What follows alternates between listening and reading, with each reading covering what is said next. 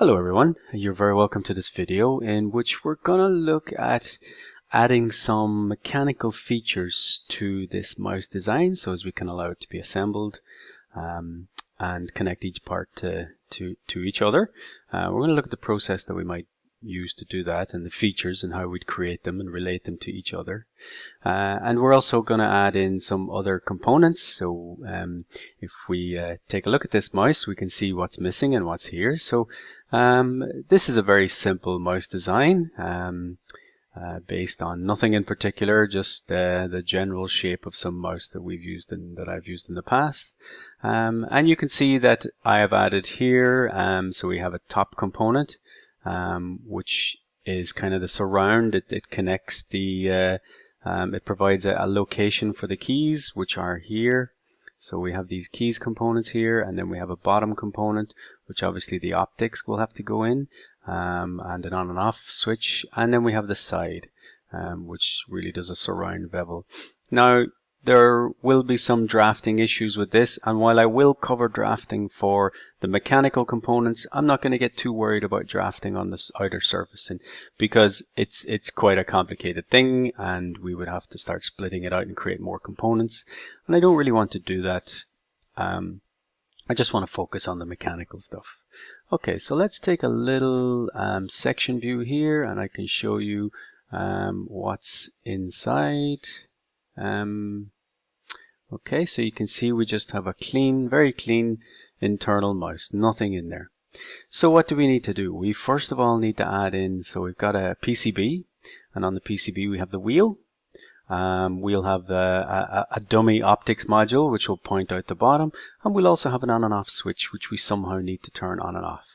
Okay, so what we're going to do is we are going to create a set of features to allow us to connect and assemble this mouse in a logical manner. And we're going to house the PCB, and we're going to house the battery. We probably might look at doing a battery door at some stage, but we can just create an opening for now and concentrate on the mechanical features. I don't want this video to be too long. Okay, so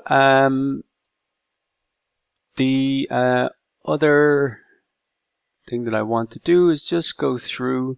So I just want to talk about some of these gaps. So I've put in some of these gaps. And what we need to do, I think, is just create a few changes. So the side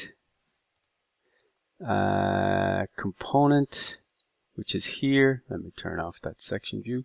The side component, which is here, I think the split for this is a little too far down. I'd like this to be a little higher up, to be up about here and to come up along there. And the keys split is right on this kind of transition between one surface to another. You can see there's one surface and there's another one. I don't like that. It's quite close and it can sometimes cause issues. But as well, I think it should come a little bit more forward and perhaps even go over the front. But we're not going to get too worried about that function at this point.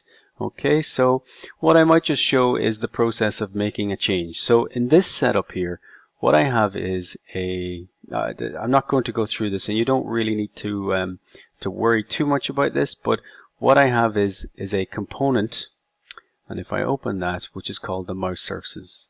Okay, now in this component is where the original surfaces that I created as using Maya are here.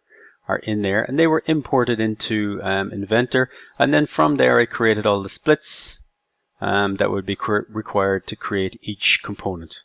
Okay, so you can see here creating some surfaces. If I just turn that on, you will see that this is just a surface, and then I'm using some split commands to create the different components. And then on the other components, so for instance, if we look at the top,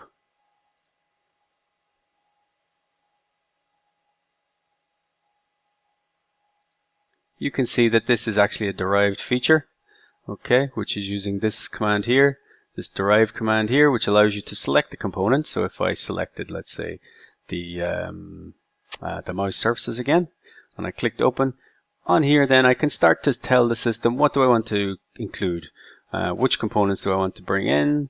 I can bring in surface bodies, I could bring in sketches as well, whatever else I wanted to bring in. Okay, so I can cancel that because I've already done it there. So this top component is linked to this mouse component. So if I make some changes to this, it will propagate out to the other components in this assembly, which are linked back to that mouse surfaces component. Okay, so there is a link between these and this one. Okay, so let's try that now. Let's just make a little change to this this sketch here. So I'm going to open up this mouse surfaces, and I think, let's see, where are we? We are here. Okay, so this is the extrusion that I created. This is a surface just extruded straight up. You can see I've added some fillets to create the corners, and then I've created an offset and done some splitting to split the solids out. Okay, so I'm just going to go in and do a quick modification to this sketch. So if we take a look at this sketch, we can see that it's two splines. I don't have any great amount of control on them. I've just tried to match them up as best I can with the outside. Obviously, if we were doing this mouse design for real, we'd spend a lot more time working on this. So I've added some dimensions to help me control some of the geometry. I've just got a back arc here. I could do some changes to that, but I'm not really interested in working on that just now. I just want to get things ready. So let's look and see what happens. Let's pull this forward a little bit. Okay, so let's try 55. Let's see what that looks like. It's a little too far, I think. So let's pull it there. Okay, so we've made a very obvious change. We've now crossed fully over of this section between the two surfaces, this edge between those two surfaces. Okay, so let's take a look now and see what happens, see the update. So we can see the solid geometry has updated very nicely. That's all good. We can see our split has updated. Now we can see we're missing some geometry. We need an opening here for the wheel, and we'll look at how we can do that. We can perhaps create that at a local level in the part and not in what we call the master model. This would be the master model where we create all the surfaces. So let's just save that, and let's go back to our mouse design, and we can see that we need to update. Now I'm just going to hide this one off just so as we don't see it. So there's our previous geometry, and we can see it knows these components are out of date. So if we start to update this, we can see now very quickly, because the geometry is really simple, this is update for us very nicely. So if we open up our keys, take a look at this component, we can see it's now gone over that surface, and there's the component that we're left with. So that's the method that I used to create it. And there's a lot more detail in that, but I'm not going to go in it for this model, for this video. So I will. So I think our next stage now is to pull in our PCB, our batteries, on our wheel module, which is all the one file really.